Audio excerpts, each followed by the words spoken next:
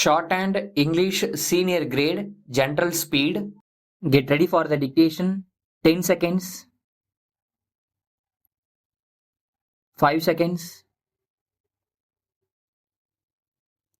Start. Mr. Speaker Sir, I derive the greatest pleasure in seconding this motion, as the mover of the motion has dealt with almost all matters elaborately. I do not have much to say on those matters now. As all of you are aware very well, members from the opposition benches have not yet spoken anything on this debate. Therefore, I would like to have the benefit of hearing their constructive criticisms also. Hence, I do not think I can very much contribute to this debate.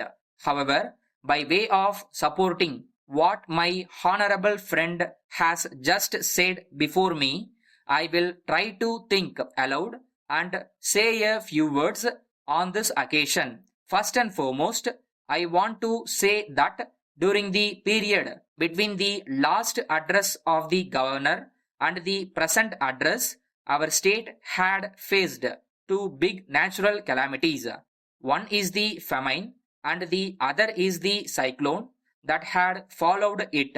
As all of us know, the cyclone has seriously affected a large part of our state, thereby making number of people suffer for want of food and shelter. It will not be out of place to pay our tributes to the collectors, their team of staff and others who cooperated in giving timely relief to the people who were affected. As it was well planned, the relief measures have been reported to be adequate.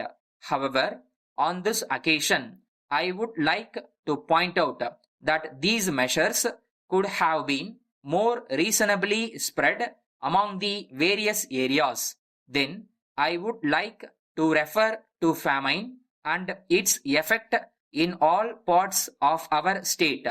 Reports from the district collectors have shown that almost all the districts in our state still continue to face famine conditions. This type of difficult situation is not new to our state. During the last 5 years, we have been facing scarcity of drinking water. I am not aware of the position of drinking water availability in other neighboring states. However, so far as our state is concerned, in the circumstances, I would like to suggest to the House that supply of drinking water to the people living in rural areas must be given the same priority as agriculture. We cannot claim that ours is a welfare state unless we are able to give protected drinking water to the poor people living in the villages. Then there was also much criticism by the leader of the opposition about the rural welfare schemes all these years. I think that this scheme has come to stay in our state. I am of the view that the people must see that they stand on their own legs and strive hard to work and get what they want with minimum possible help from government. No doubt that this scheme has created a moral spirit among the people that they can have what they want with their own efforts with minimum support from the government. Then I would like to say a few words about electricity supply. There has been failure of monsoon and it has affected our irrigation sources and also the scope of lifting water for irrigation purpose through electricity. I would like to bring to the attention of honorable members that half of our electric energy goes down near reservoirs which give electricity and thus economic development is affected.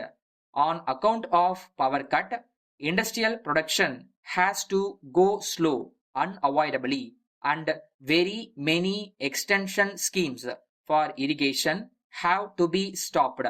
All this will result in reduction in the production of food grains.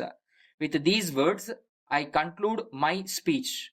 Letter dated 20th November 2021 from Kumari and Sons, Namakkal, to Messrs. Bama and Company, Chennai.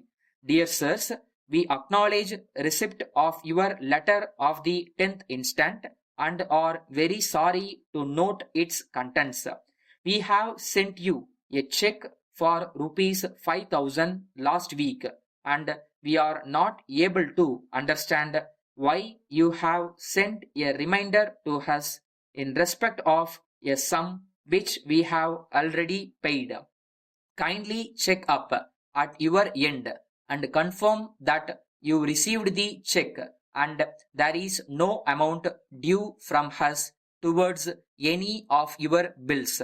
As regards the complaint we have made about the defects in some of the machines sent by you in your last consignment, we note that you deputing your representative with your technical staff to examine the same and rectify the defects. In this connection, we wish to point out that from the very beginning, these machines have not been giving us satisfactory service. We are afraid that there may be defects in the manufacture itself. If that is so, we would like you to replace these machines by new ones, which will give us satisfactory, trouble-free service. We wish to bring to your notice that in respect of certain items, the prices that you have charged are more than the rates quoted by you. We have invited your attention to this in our last letter. We expect your reply. Yours faithfully,